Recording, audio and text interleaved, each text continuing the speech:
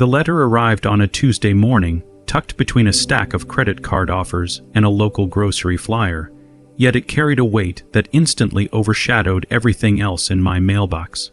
The envelope was the familiar pale beige used by the Willow Bend Lakeside Homeowners Association, a color I had come to associate with unnecessary warnings and nitpicky reminders about lawn height, mailbox paint, and the most trivial of neighborhood aesthetics. I had been out of state for weeks, temporarily relocated for a work project that demanded my physical presence, so mail had been stacking up until a neighbor kindly gathered it all and shipped it to me in a bundle. When I opened the envelope, I expected another generic newsletter or perhaps a request for a routine maintenance fee adjustment. What I found instead was a formal notice of violations, specifically a noise disturbance fine totaling several $100s and referencing a supposed incident involving repeated late-night loud parties, disruptive music, and excessive gatherings, occurring over multiple nights. For a moment, my brain refused to process it. The house had been completely empty since I locked the doors, set the security alarm, activated the exterior cameras, and left for the airport. Not a single soul had stepped foot inside since my departure, and I knew this with absolute certainty.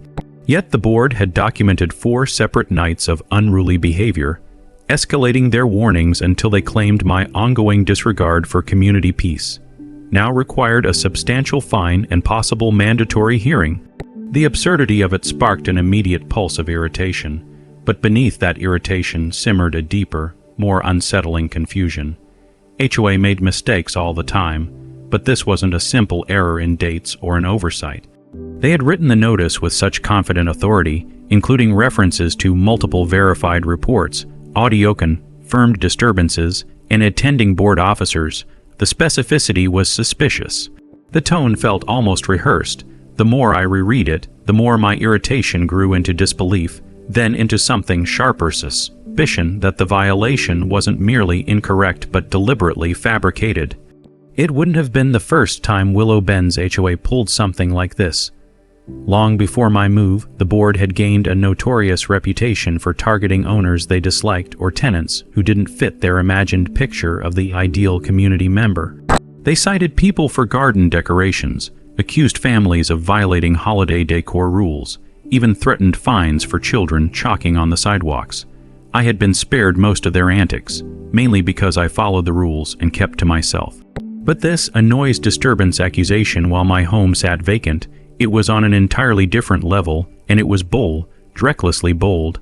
I started with the obvious step.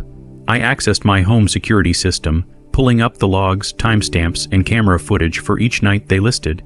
As expected, the cameras showed nothing. No visitors, no cars pulling into the driveway, no movement beyond the occasional motion light triggered by a stray cat or drifting foliage.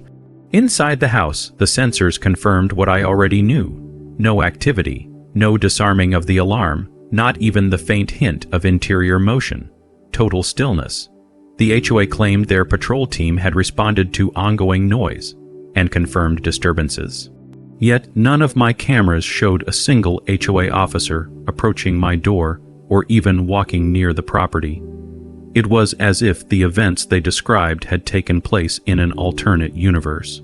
I dug deeper into the letter, analyzing the phrasing with the kind of focus usually reserved for legal documents or work contracts. Something was off. Their referenced audio verification made no sense because no one had contacted me, and no device of theirs could possibly capture audio inside or near my home without crossing severe privacy boundaries.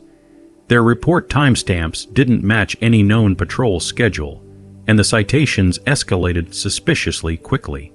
Within just a few days, according to them, the situation had worsened to the point of justified fines they had already attached to my homeowner account. The more I uncovered, the more the situation shifted from irritating to alarming. This wasn't a clerical mistake. This was a process, an intentional one, and the HOA had either grown too comfortable or too careless, believing no one would dare challenge them. But they didn't anticipate that I kept meticulous records. They didn't anticipate that my entire property was under full-time surveillance. They definitely didn't anticipate that I had the kind of temperament that refused to let injustice slide. especially when it came with a financial penalty.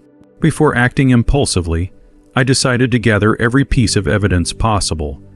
I downloaded high-resolution copies of the camera footage, saved all system logs, and documented each day and time referenced in the violation letter. I annotated everything carefully, preparing for what I knew would eventually become a confrontation. I kept imagining the board members' faces, self-important, smug, and overly confident in their assumed power, realizing they had chosen the wrong homeowner to target. As I organized my files, I couldn't shake the uneasy feeling that this fabricated citation was part of something broader. The wording of their report hinted at a system already in place, a process of issuing fines based on reports that no one ever verified. The HOA had long operated like an unchecked microgovernment, but now it seemed they were manufacturing issues from thin air and weaponizing policy for profit. The deeper I looked, the more I realized how often they cited residents with unverifiable claims. I recalled stories from neighbors about fines for dogs barking when they didn't own dogs, trash cans left out when they were out of town, and porch lights supposedly staying on all night despite smart timers proving otherwise. A pattern emerged, one of convenience for the HOA and punishment for the homeowners, and now the pattern had reached me. The situation began to feel less like an isolated annoyance and more like a critical moment I couldn't ignore. If I let this violation stand, more would follow. The HOA would take my silence as submission. Their fabricated power would grow. I needed to confront them, but confrontation wasn't enough. I needed to expose them. As that realization took shape, something inside me shifted, resolve hardening into a strategy. I would not simply contest the fine. I would dismantle the entire false narrative they had built. I would bring every piece of documented evidence, every recording, every timestamp, and I would lay it out in a format they couldn't escape. And if they pushed back, I would escalate. The HOA had cited multiple attending officers. Perfect. That meant witnesses who had to account for their claims. Witnesses who would have to explain how they observed parties that never happened. Witnesses whose testimonies would crumble the moment real evidence appeared. By the time I finished compiling my files, I already knew this wouldn't end with a quiet correction or an apology. I wouldn't be mailing in a simple dispute form. I would force the issue into the one environment the HOA feared most, a courtroom where false claims turned into sworn statements and fraudulent citations became liability. As I prepared my initial written response, outlining my intention to formally challenge the violation, I could almost feel the storm brewing. The HOA had set something in motion that they did not anticipate, and I felt the first shift in power tilt my way. All that was left was to push forward, one step at a time, armed with truth they couldn't manipulate and evidence they couldn't erase. And as I sealed the envelope containing my challenge and prepared to send it, I knew with absolute clarity that this was only the beginning, because what I was about to uncover went far beyond a simple noise violation. It was bigger, darker, and rooted in a system built on deception, and once exposed, it would shake the entire board. The moment my written dispute was officially submitted, something shifted in the atmosphere surrounding the HOA. It was subtle at first, an unusually delayed acknowledgement email, a strangely formal response from the board secretary, and an immediate scheduling of a mandatory preliminary meeting that they insisted was part of their standard process. I already knew it wasn't. I had read the bylaws cover to cover before I even purchased the house. This sudden urgency, wrapped in a veneer of procedural professionalism, told me all I needed to know. They were nervous. Nervous people made mistakes, and mistakes would open the cracks I needed. I spent the next several days deep in preparation, reviewing every piece of footage again, gathering backup copies, and assembling a timeline so airtight that even the most manipulative HOA board member wouldn't be able to wiggle around it. While working, I also began analyzing the board itself. I started paying attention to the individuals involved. The president known for micromanaging the smallest details, the treasurer rumored to be funneling funds into administrative costs. and the compliance officer who practically lived for issuing citations.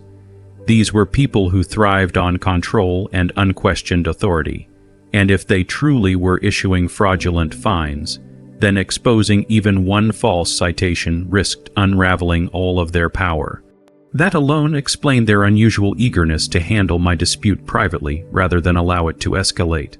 But I had no intention of letting the matter die quietly. My goal wasn't just to have the fine removed.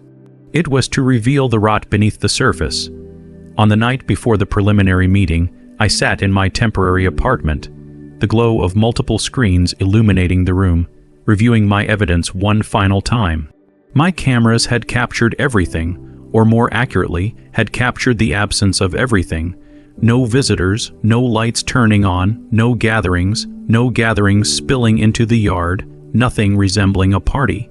The HOA claim was not just exaggerated, it was impossible, but the moment I noticed a strange detail on 1 week's worth of footage, something I hadn't caught before, the situation became a lot stranger.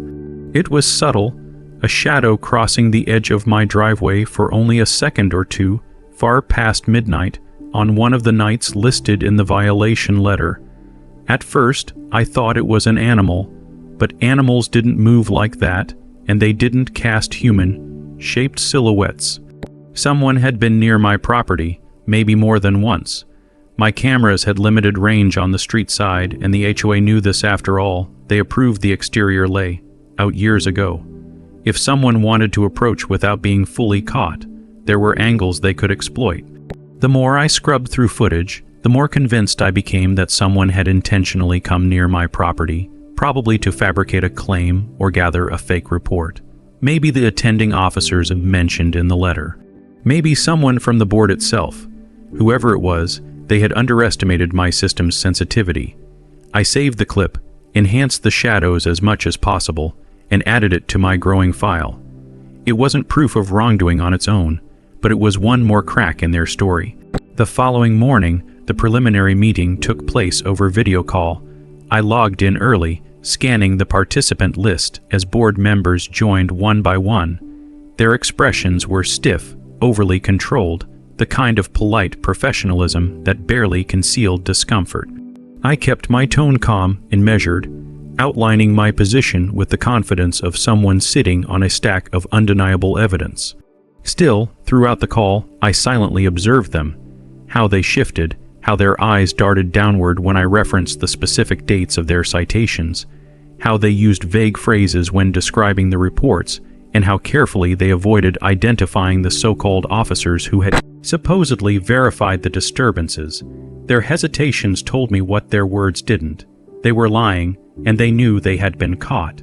When I referenced the silent house logs, the security timestamps, and the fact that the alarm system had remained untouched for weeks, I watched their composure strain. They tried to redirect, claiming they had multiple complaints from neighbors. I countered with my own list of neighbor statements, collected before the meeting, confirming no one had heard a sound. They tried to claim that Community Patrol had verified the parties. I asked which officers, on what dates, and why those officers never appeared on my exterior cameras. They had no answers, only excuses, and excuses were evidence of fear. It was clear they expected this meeting to intimidate me into dropping the challenge. Instead, they had walked face first into the first stage of their own unraveling. Once the meeting ended, I knew exactly what they would do next: regroup, panic, and attempt to reframe their narrative internally. But I also knew something far more important. My evidence was strong enough that they wouldn't be able to quietly dissolve the situation. They had backed themselves into a corner by putting everything in writing, and documented lies had consequences. The HOA board sent another email that afternoon, claiming they would review all materials thoroughly and provide a formal determination within 5 business days. That phrasing alone told me their plan: delay, attempt to revise their internal reports, and find a way to save face. They couldn't erase the fact that a fine had already been attached to my homeowner account, but they could attempt to justify it retroactively. That suspicion drove me to dig deeper than ever before.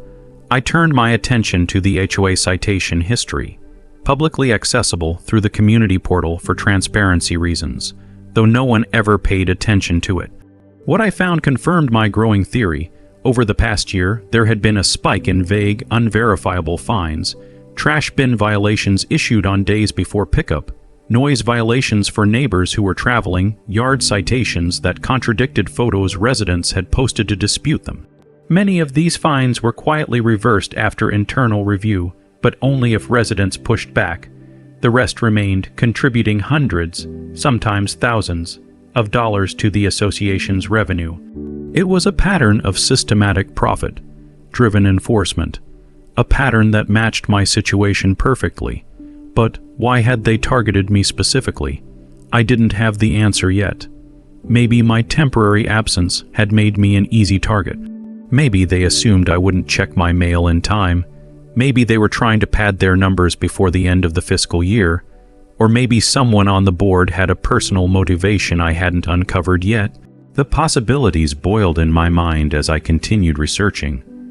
Then I found it, a buried forum thread on a local neighborhood site, written by a former resident who claimed Willow Bend Lakeside HOA had been under quiet financial scrutiny by the state the previous year due to irregular accounting and unexplained administrative deductions. The thread was old and sparse with few details, but it added fuel to a growing fire. If the HOA finances were unstable, manufactured citations would be the easiest way to fill budget gaps without raising dues and attracting attention.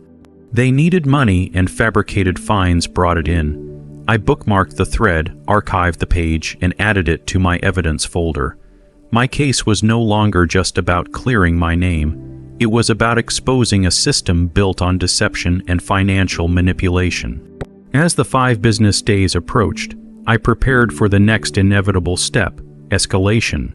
I drafted statements, organized footage into labeled files, and began outlining the narrative I would present if the board refused to rescind the violation. I had no doubt they planned to stand by their claims.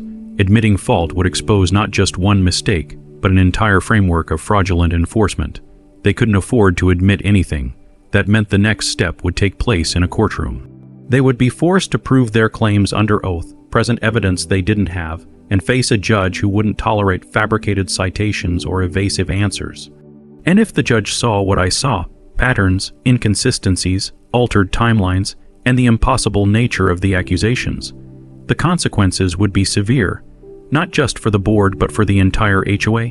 Those days leading up to their determination, email felt oddly calm, too calm, a deceptive calm, like the heavy air right before a storm breaks open across the sky. I sensed they were preparing something, perhaps rewriting the report, perhaps inventing a new excuse, perhaps attempting to shift the fault back onto me. But whatever they prepared, I was ready. The truth was on my side, and I had the documentation to prove it.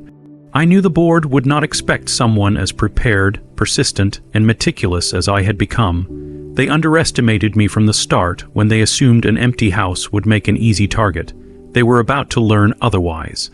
And as the final day arrived, and the HOA formal determination email landed in my inbox, I opened it knowing that no matter what they said, the real battle was just about to begin. The HOA's formal determination email arrived early on a Monday morning, time, stamped at 6:03 a.m., as if someone on the board had stayed up most of the night crafting it. I opened it with a heavy, anticipatory calm, already bracing for the predictable outcome. The board had decided, unsurprisingly, to uphold the violation. They claimed their investigation had confirmed multiple independent reports and that Community Patrol observed repeated disturbances consistent with loud social gatherings. They reiterated their confidence in their enforcement process and stated that the fine was justified and final unless further escalated through official dispute channels. It was a carefully written piece of bureaucracy, every word chosen to sound authoritative and final. It was also a blatant lie. That determination made one thing clear: the board had no intention of backing down. They weren't going to admit wrongdoing, weren't going to acknowledge the evidence contradicting their claims, and definitely weren't going to voluntarily expose the fraudulent system they had been quietly running. Their response was worse than dismissive. It was strategic. By doubling down in writing, they had locked themselves into a position they would eventually have to defend under scrutiny. They had chosen stubbornness over transparency, arrogance over truth, and they didn't yet realize that this would become their downfall. I sat for a moment, letting the situation land fully. The path forward was no longer a choice, but an obligation. If they wanted to escalate this, then I would escalate it. I opened my folder of evidence, reviewing everything meticulously, imagining how it would appear laid out before a judge. There was something empowering about seeing the pieces assembled: the timeline of my travel, the security footage showing a silent home, the logs proving no motion inside or near the property, the neighbors' statements, the inconsistencies in their violation timestamps, and the shadowy figure captured near my driveway during one of the alleged noise disturbance nights. The more I reviewed it, the more apparent it became that this case wasn't just winnable. It was damning. The HOA had essentially constructed their violation out of thin air, and the more they defended it, the deeper they buried themselves. I prepared my official appeal to take the dispute to small claims court, a process that required not only submitting my own evidence, but also notifying the HOA formally. The moment that notice landed on their desk, everything would change. They would no longer be able to rely on vague claims or procedural jargon. They would need proof, actual evidence, witnesses, documentation, everything they didn't have. And the moment they failed to produce it, their fabricated violations wouldn't just collapse. They would expose the pattern behind them. As I prepared the paperwork, I found myself thinking back to the countless stories I'd heard from neighbors over the years. Fines issued on holidays when people were out of town, citations appearing overnight with no explanation, residents charged for lawn neglect. Despite hiring weekly landscapers, even rumors of board members approving fines in private meetings with no recorded vote. It was a system built on intimidation, designed to profit from silence, and most homeowners, frustrated or overwhelmed, simply paid the fines to avoid conflict. But this time, they had targeted the wrong homeowner. I finalized the formal dispute documents, attached my complete evidence packet, and submitted everything electronically, with a certified physical copy mailed the same day. That small action marked the turning point in the entire ordeal. The HOA board received the notification within 48 hours. I knew the moment they saw it because the atmosphere surrounding the association shifted noticeably. The emails from the board became colder, shorter, and more rigidly structured. They immediately hired legal representation, an unnecessary and overly defensive move considering the simplicity of the case. Their decision to lawyer up told me everything. They were scared. A small claims dispute should have been routine, handled internally, but the board's panic made it clear that they feared what discovery might reveal. I found myself imagining frantic conversations happening behind closed doors, board members blaming one another, compliance officers scrambling to justify their reports, the treasurer worrying about financial audits, the president furious that someone dared challenge their authority. While they scrambled, I did something far more effective. I kept gathering information. I requested copies of the patrol logs the HOA claimed to have used when issuing the violations. Legally, they were required to provide them. They dragged their feet, asking for extensions and citing obscure policy language, but I stayed firm. Eventually, they relented, and what they sent shocked even me. The logs were a mess. Entire sections were missing, dates didn't line up, handwriting was inconsistent, and multiple entries looked like they had been written by the same person, but signed under different initials. Even worse, some logs referenced disturbances at times that my cameras showed total quiet. It was as if someone scribbled notes after the fact, trying to retroactively create a trail to support their claims. These weren't mistakes, they were fabrications, sloppy ones. I added them to my evidence file. Next, I requested the names of the attending officers I referenced in the violation letter. The HOA stalled again, claiming privacy concerns, but legally, they couldn't refuse. Those individuals were witnesses in a case now headed to court. When the names finally arrived, I ran them through every recorded moment from my cameras on the nights referenced. Not one of those individuals appeared anywhere near my property, not once. But something else did appear again. the faint silhouette of a person who didn't match any of the provided names. Someone else had been near my home, someone who wasn't supposed to be there, someone who might have been involved in the fabrication of the citation. That discovery tightened the situation further. I wasn't just dealing with incompetence or arrogance. I was dealing with deliberate falsification. Falsification that could lead to legal consequences far more serious than a simple reversed fine. As the court date approached, the HOA facade began to crack publicly. Neighbors started talking. Word had spread that the board was being taken to court over a fraudulent fine, and people who had quietly accepted their own citations started questioning whether they, too, had been targeted unfairly. A few even reached out to me privately, sharing their own stories and offering to provide statements if needed.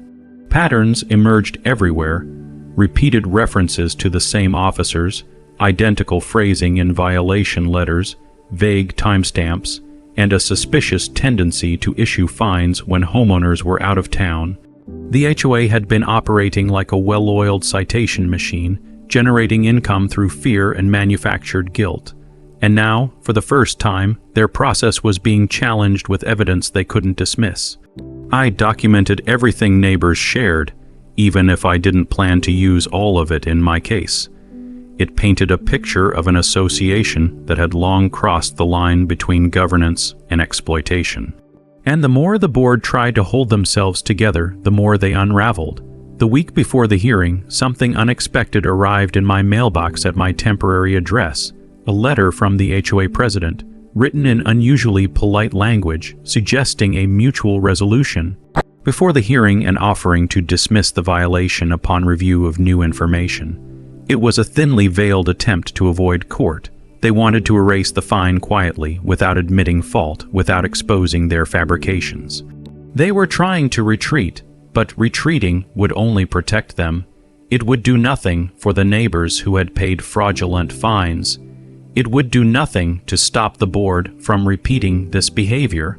And it would certainly do nothing to hold them accountable.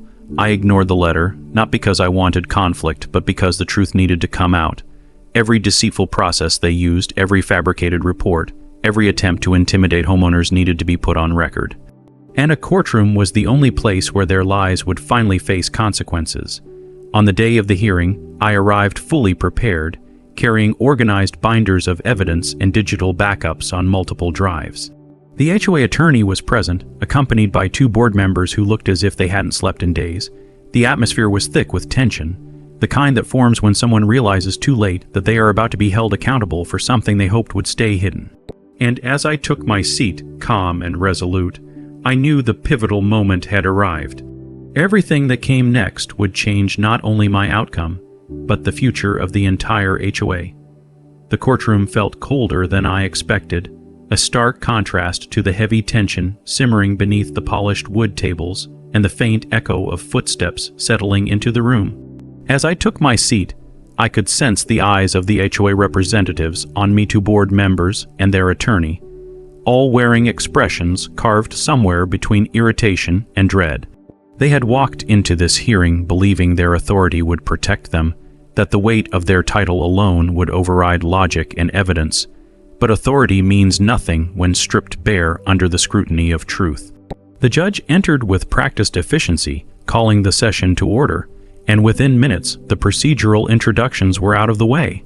It struck me that the HOA seemed confident early on, their attorney speaking with an over-polished assurance as he summarized the alleged violations, referencing verified reports, observations of community officers, and the ongoing nature of the disturbances. He delivered the HOA narrative with the kind of ease that suggested it had worked countless times before. Maybe it had. But the moment my evidence came into play, the mood shifted dramatically. I began with the timeline of my absence, supported by flight confirmations, hotel records, and employment documentation. Everything aligned perfectly with the dates of their supposed disturbances. The judge listened carefully, nodding occasionally, before asking the HOA attorney to clarify how their officers could have verified disturbances during a period when I was undeniably out of state. Their attorney hesitated, flipping through papers that held nothing useful, then muttered something about independent complaints and sound carrying across properties. It was a flimsy start for them, and the judge's expression reflected that. Next came the security footage. I presented the recordings chronologically, each video showing the same thing: silence, darkness, and the uninterrupted stillness of a vacant home.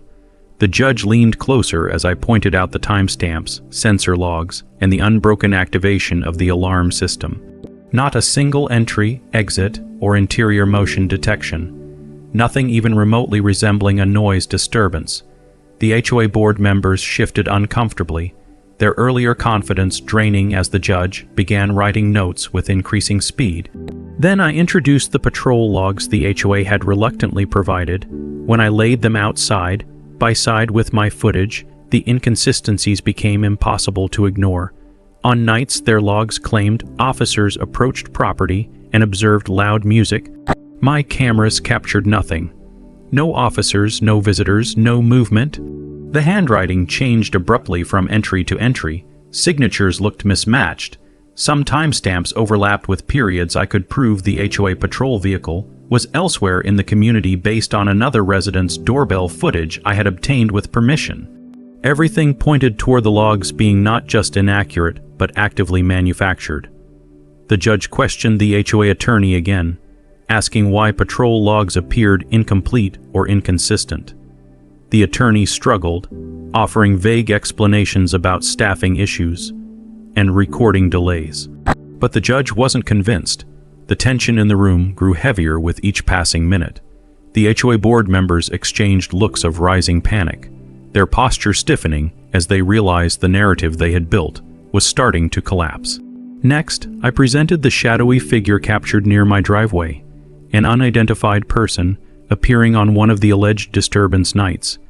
The judge watched the grainy silhouette, brows lifting ever so slightly. I explained that none of the names provided by the HOA matched the figure on camera, and based on the timing and angle, this person could have been attempting to create the appearance of activity at my home or simply verifying whether I was truly gone. The HOA attorney objected, claiming the footage was too vague, but the judge allowed it, noting its relevance to demonstrating inconsistencies in the HOA account. What truly shifted the energy of the entire hearing was when I referenced the HOA broader pattern of questionable citations. Without accusing them of systemic fraud outright, I subtly introduced evidence of other residents experiencing unverifiable fines, only mentioning situations backed by physical documentation or written statements. The judge raised an eyebrow, clearly connecting the dots. My case might not be an isolated incident. When the judge asked the HOA whether they wished to provide any additional evidence to support their claims, their attorney stiffened, glancing at the board members with a silent plea for reassurance that wasn't returned. Finally, the attorney admitted that no audio recordings existed, no photographic evidence had been collected, and no third-party witnesses could be produced. Their entire case rested solely on internal reports that were now riddled with contradictions. This moment marked the precise shift in balance. The judge leaned back, letting the silence settle, as though giving the HOA one last chance to correct course. They didn't. They couldn't. Instead, they continued clinging to the same fabricated narrative, even as it disintegrated before them. When the judge asked the board members directly whether they stood by the accuracy of their reports under penalty of perjury, the room froze. The board president, who had been trying to stay silent, finally spoke, but his confidence evaporated the moment he began explaining. He stumbled through generalities, claiming multiple people had complained, but when the judge pressed for names, dates, or any verifiable source, he faltered. The HOA flimsy facade had been stripped away, revealing exactly what I had suspected from the beginning. They had no evidence. None. By this point, the judge's tone sharpened. The courtroom air felt electric, tense with the weight of consequences forming just beyond reach. The judge announced a brief recess to review the documents further. During that pause, the HOA representatives huddled together, faces pale, whispering urgently while casting anxious glances my way. Meanwhile, I sat calmly, knowing the truth didn't require scrambling. It simply existed. When the judge returned, their voice held a stern finality that made every person in the room straighten. The ruling was delivered swiftly. The noise violation was dismissed entirely. the fine was voided. The HOA was found to have issued a citation without adequate evidence and had presented contradictory documentation. The judge sternly warned them that continued practices like these could result in legal penalties, audits, or further civil action from homeowners affected by fraudulent citations. But that wasn't all. The judge granted my request for reimbursement of all costs associated with defending myself, including travel, filing fees, and documented expenses. The court couldn't impose broader consequences in this hearing, but the judge made it abundantly clear that I had grounds to pursue further action if I chose. The HOA board members left the courtroom looking defeated, shaken, and visibly unsettled by how thoroughly their system had been exposed. They had walked in expecting this to be a minor dispute. Instead, they walked out realizing they had ignited a much larger fire, one that could burn through the entire foundation of their operations. I left the courthouse with a mixture of victory and determination, feeling the momentum of everything that had just unfolded. But I also sensed something else, a lingering question, a loose thread I couldn't ignore. The unidentified figure near my driveway, the fabricated logs, the board's panicked reactions, something deeper was going on behind their false citation system, something I had only begun to uncover. And now that I had pushed the board into the light, I knew they would react, not with honesty but with desperation. What came next wouldn't just be a cleanup of their exposed lies. It would be the beginning of revealing the true reason behind their fabricated violations. And I was ready for whatever that truth turned out to be. The week leading up to the hearing unfolded like a carefully staged play, every scene revealing another hidden flaw in the HOA system or another desperate move, attempting to tighten their control before I exposed them. From the moment the hearing date was confirmed, the board shifted from mildly irritated bureaucrats to a cornered pack, trying to plug every hole in the sinking ship they had crafted for themselves. It became obvious that the citation against me was never a mistake, but a calculated maneuver rooted in routine practices the HOA had relied on for years without ever imagining someone would dissect them with actual evidence.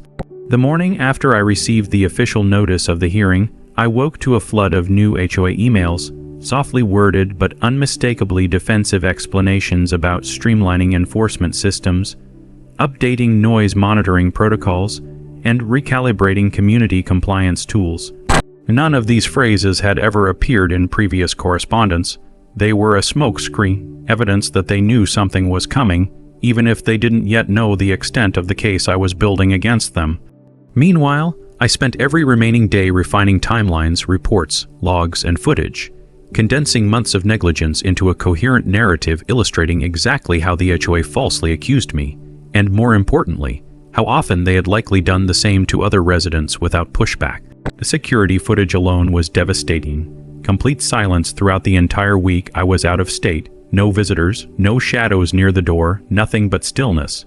But the logs were even worse for them. They showed citations being issued at times when no one from the HOA patrolled the neighborhood, implying that violations were decided not based on evidence, but on quotas, predictions, or retaliation.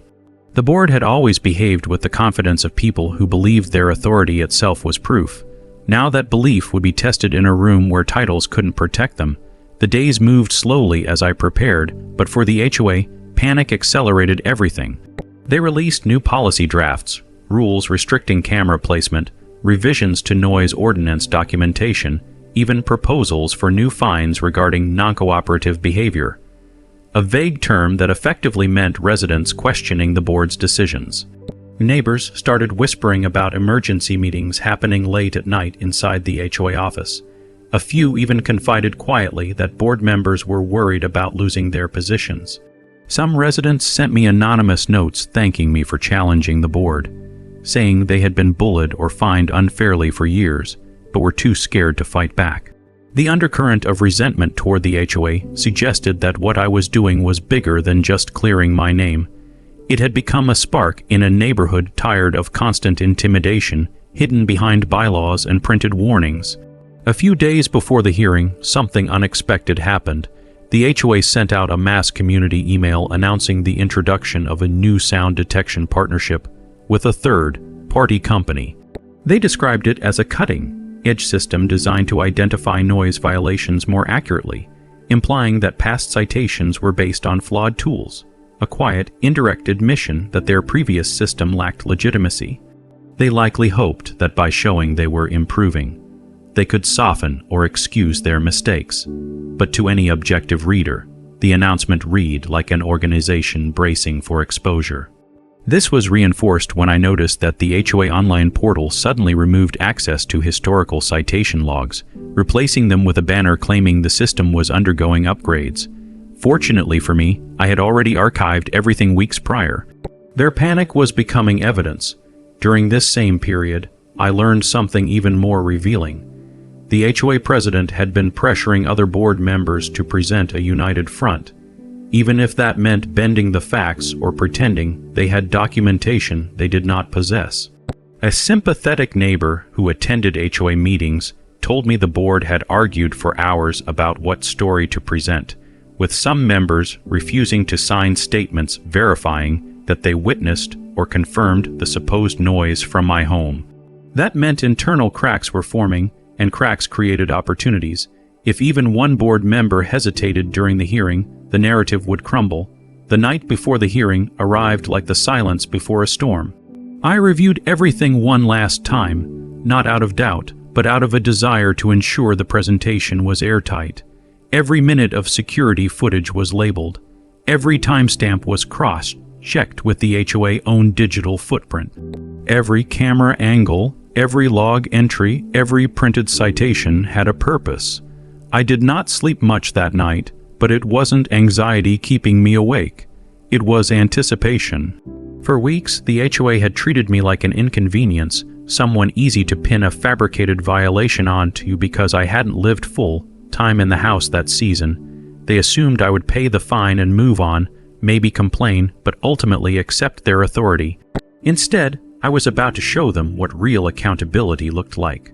Morning sunlight poured through the windows the next day, illuminating the house that had become both my battleground and my evidence.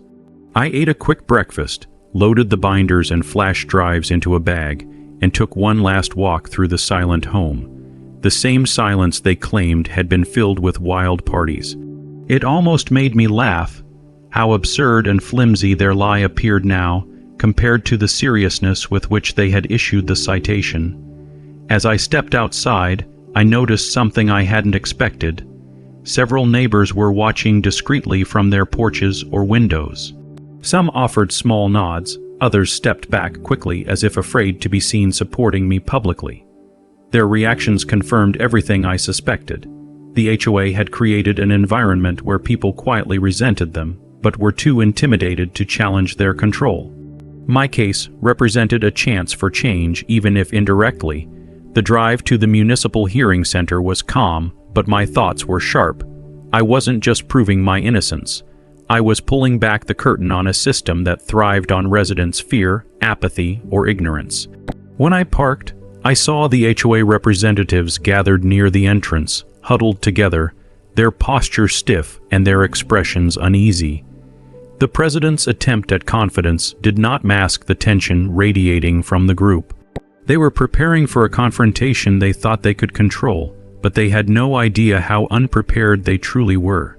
Inside the building, the air was cool, the hallways quiet except for the soft echo of footsteps and the rustle of paperwork. The hearing room was modest but formal, its walls lined with framed documents about municipal procedures and community fairness, ironically appropriate for the day's events. As I placed my materials on the table assigned to me, I felt the momentum shift. This wasn't just a meeting, it was an unveiling, a presentation of truth that would challenge the HOA carefully crafted facade. The board members sat opposite me, their stack of papers noticeably thinner, their confidence replaced by a quiet, vibrating anxiety. The judge entered, and everything fell into stillness. It was time. As the opening formalities ended and the judge prepared to hear the case, I felt a steady calm settle over me. Everything I had gathered, every document, every piece of footage, every detail of their inconsistencies was ready. The HOA had spent weeks scrambling, editing logs, rewriting policies, attempting to preemptively defend themselves. but none of it would protect them from the truth that was about to unfold. And as I prepared to present the first piece of evidence, I knew the next chapter of this battle would be the one that changed everything. The moment the judge called for the presentation of evidence, the atmosphere inside the hearing room shifted from tense anticipation to a heavy, expectant silence, as though the air itself understood the significance of what was about to unfold. For weeks, I had watched the HOA scramble to patch holes in their fabricated narrative, but now there were no smokescreens left, no hurried policy updates to hide behind, only the unvarnished truth waiting to be laid out piece by piece. I began with the simplest element, the timeline. It established the foundation upon which every other piece of evidence would rest. I explained that I had been out of state the entire week the alleged noise violations were recorded, listing travel timestamps, hotel check-ins, and receipts that aligned perfectly with my absence. The judge examined these carefully, their quiet nods signaling comprehension and perhaps the early stirrings of doubt toward the HOA claims. Then I introduced the security footage, an unbroken series of clips stitched together to show the house standing silent, still, undisturbed. As the hours sped by on the fast-forwarded display, there were no visitors, no lights flicking on or off, no signs of activity whatsoever. The footage was so definitive that even I, despite knowing the truth already, felt a renewed sense of clarity washing over me as it played out on the screen. The HOA board members shifted in their seats, some glancing nervously at the judge, others staring fixedly at the table as though refusing to look at the evidence might lessen its impact. But the footage was only the beginning. The logs came next, the internal HOA timestamps that recorded the issuance of the citations, laying them side by side with the actual events, or rather the absence of events, revealed an impossible inconsistency. The citations had been marked at times when no one from the HOA had been physically present in the neighborhood, and worse still, at times when they had logged themselves as being in other parts of the community conducting unrelated tasks. The judge's eyebrows rose slightly at this, a subtle but telling expression that suggested the gravity of the situation was becoming undeniable. The HOA president's hands fidgeted with a pen, tapping it rhythmically against the table as though the repetitiveness might mask their growing discomfort. But then came the part that truly cracked their facade, the metadata. I had extracted timestamp information from the digital citation PDF, which revealed modification records inconsistent with the posted generation times. The digital fingerprints told a story the HOA had desperately hoped would remain hidden. Citations edited days later to fit the narrative they were pushing. For the first time, the judge paused the presentation, reviewing the metadata carefully, flipping back and forth between pages, and scribbling notes that the HOA could not see. The board members watched with dread, their earlier arrogance evaporating into thin air. It became evident that this hearing was no longer about a single mistaken citation. It had become an inquiry into systemic manipulation and negligence. After presenting the technical evidence, I shifted to the broader context, outlining the HOA sudden midweek scramble to update policies, remove access to historical citation logs, and announce the implementation of a new sound detection partnership. Each of these moves painted a picture of an organization frantically attempting to rewrite its own history before being confronted publicly. The judge, now fully attentive, seemed to recognize the pattern, an institution papering over its tracks with shallow reforms, hoping to mask the rot beneath. As the hearing continued, the HOA was finally invited to present their defense. But instead of the confident, organized counterargument I had expected them to attempt, what unfolded bordered on a disjointed collapse. Their representative spoke in circles, referencing vague procedures and claiming that the noise detection reports were automated, but they could not produce the technical documentation to support those claims. When pressed, they offered explanations that contradicted earlier statements or referenced non-existent files. The judge asked for clarification multiple times, each request unraveling the HOA position further, like a thread pulled from a poorly woven fabric that quickly fell apart. One board member whispered frantically to another, their faces flushing with a mixture of embarrassment and panic. The president, who had projected confidence at the start of the hearing, now appeared visibly exhausted, sweat gathering at their temples as though they were sitting under a spotlight rather than fluorescent ceiling lights. The more they spoke, the more it became clear that their defense hinged not on evidence, but on a long-standing expectation that their authority alone would suffice. But authority meant nothing in the face of verifiable facts.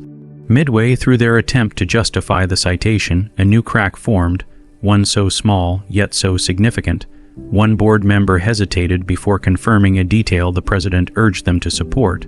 Their pause, though brief, created a ripple of tension across the table. The judge noticed. Everyone noticed. It was the first sign of division among the board. The first moment where personal consequences seemed to outweigh loyalty to the group. Once the HOA concluded their stumbling response, I provided the final blow, a summarized timeline overlay that juxtaposed all the evidence simultaneously: my travel records, the security footage, the citation timestamps, the metadata, and the HOA-owned patrol logs. The alignment made the truth unmistakable. Not only was the citation false, but it could not have been issued in good faith.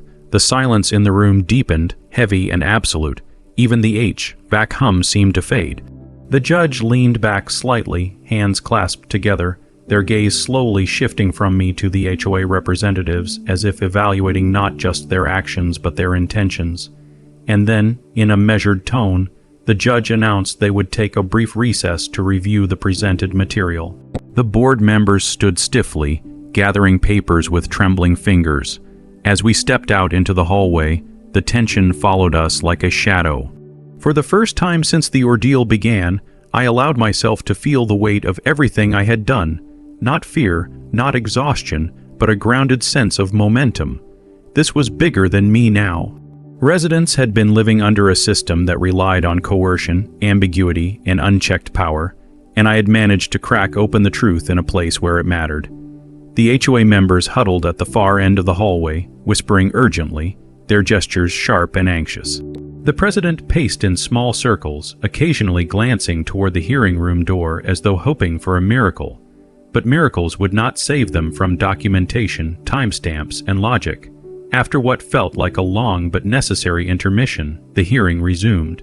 The judge returned with a stack of notes, their expression unreadable.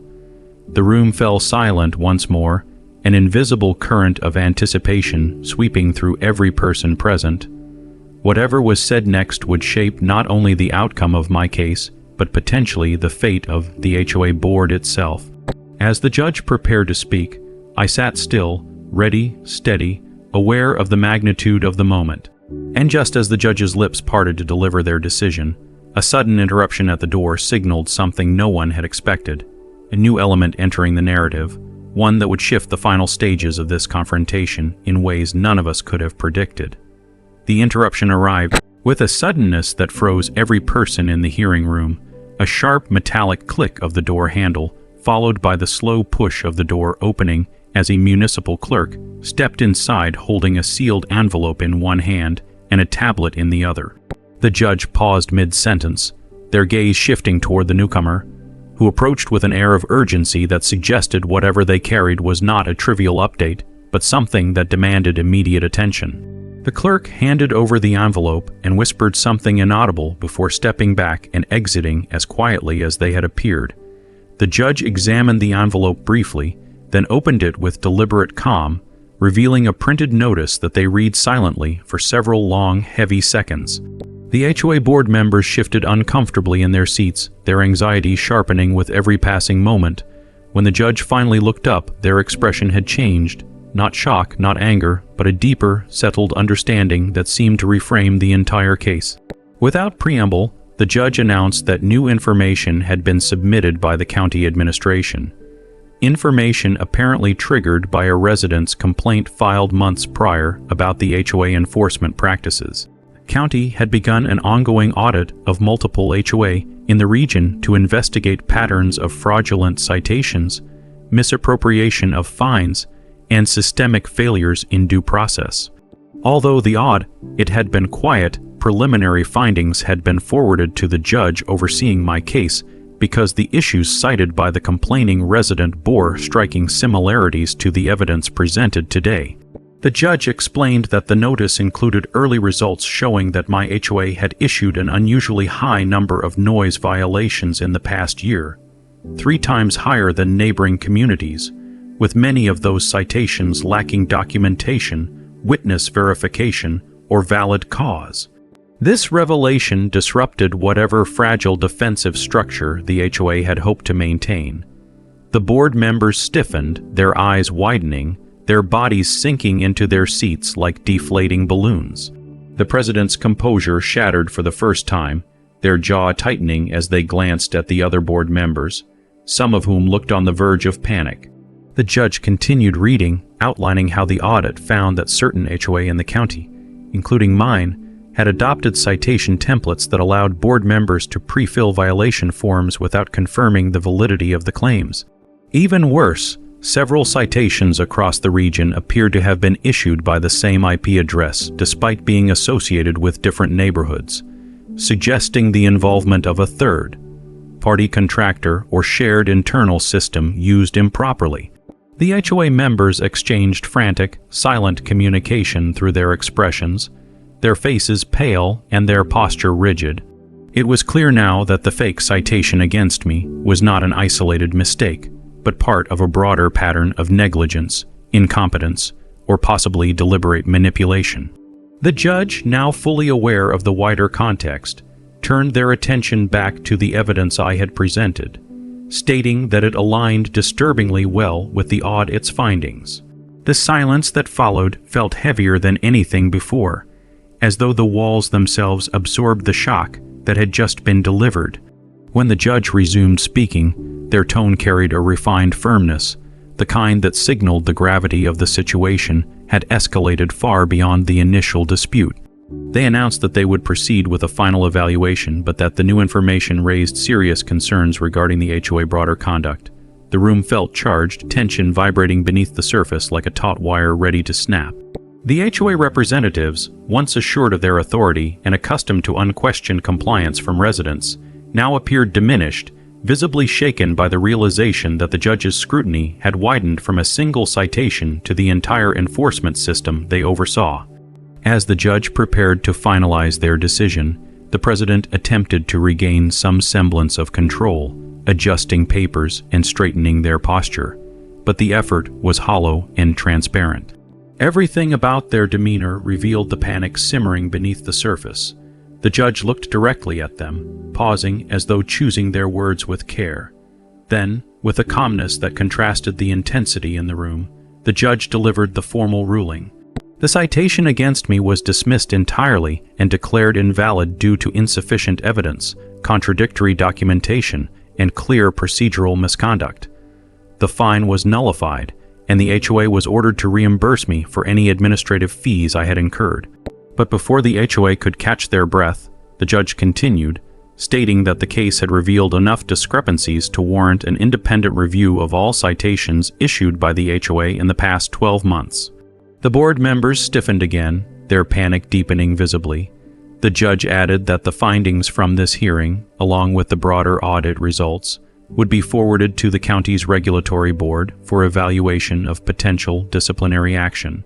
The HOA president let out a slow, involuntary exhale, their composure crumbling further as the implications became clear. The cracks in their authority had now widened into chasms. The hearing was declared adjourned, and the judge exited through the back door, leaving the room in a heavy, unsettled quiet. For a few seconds, no one moved. Then the tension broke, not with noise, but with the sudden collapse of the board members' bravado. They slumped, whispered fiercely among themselves, shuffled papers with trembling hands, and avoided eye contact with one another as if sharing blame through silence alone. Their confidence had evaporated completely.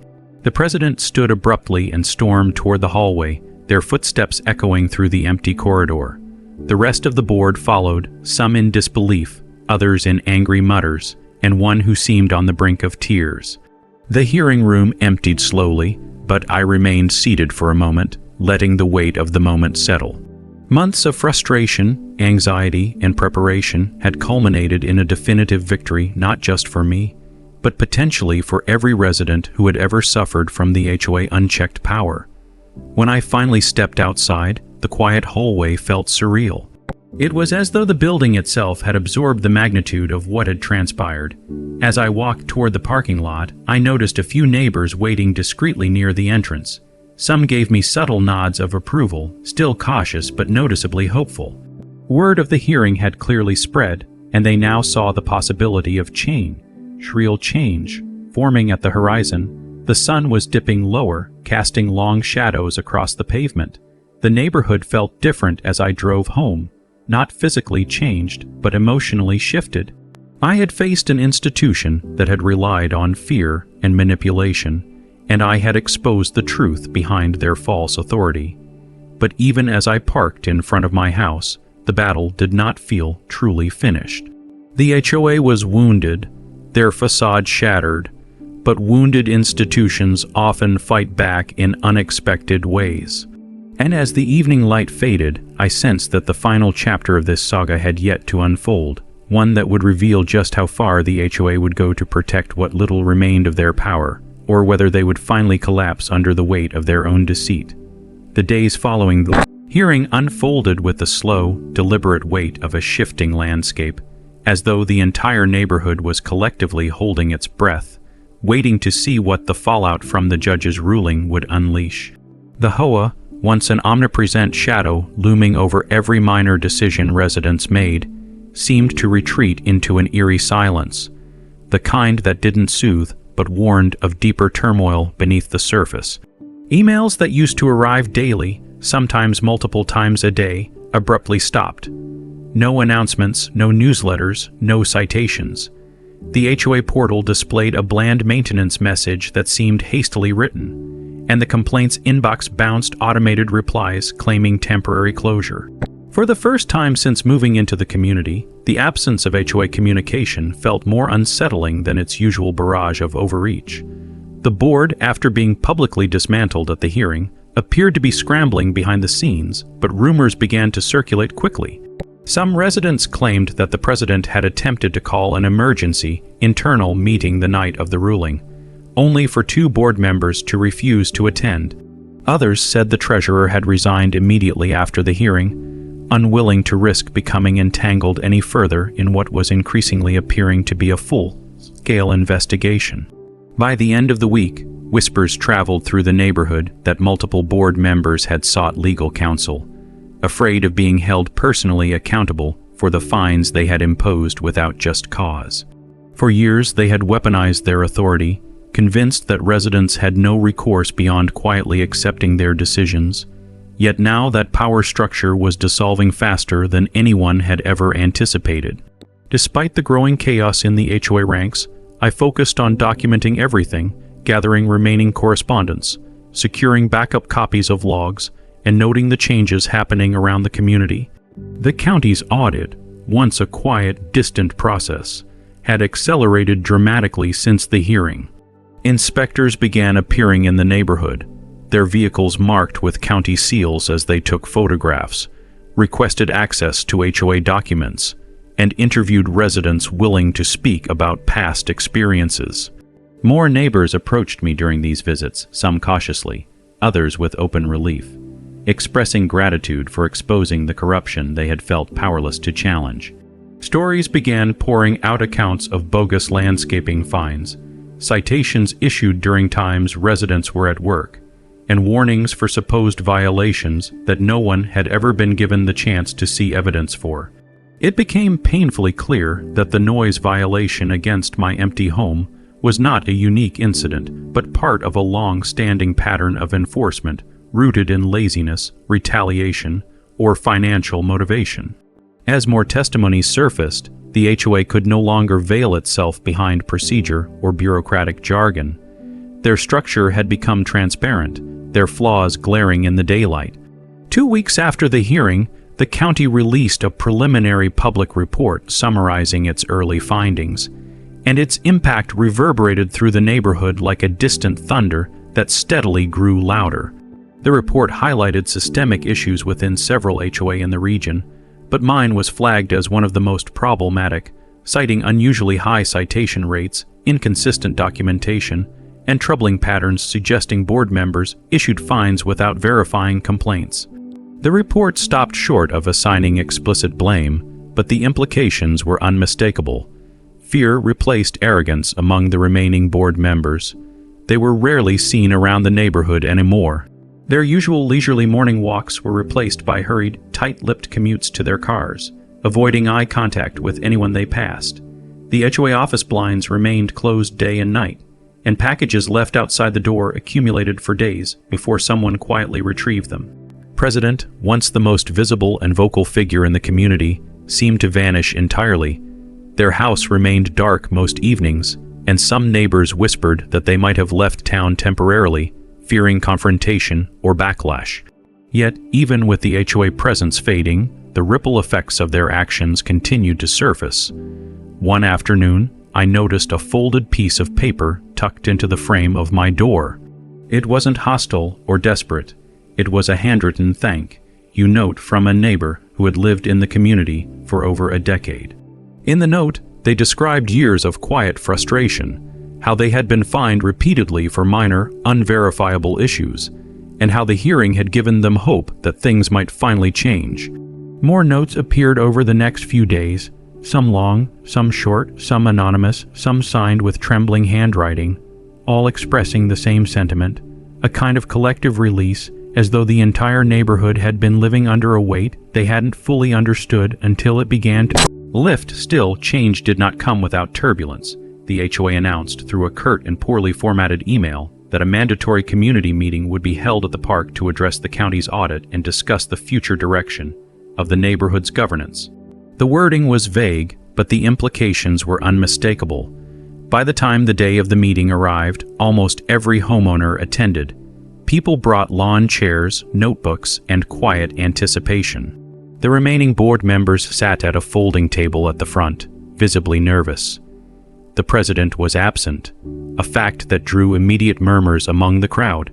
The vice president attempted to speak first, but their voice trembled, and the scripted statements they had prepared failed to hold the audience's attention. Residents were no longer passive listeners. They were energized, aware, and unafraid. The cracks in the HOA authority widened with every minute. People spoke up, recounting their experiences, demanding explanations, calling for accountability. The board members tried to offer reassurance, but none of their words carried weight anymore. The residents no longer feared them. By the end of the meeting, a vote was called. Not by the board, but by the homeowners themselves.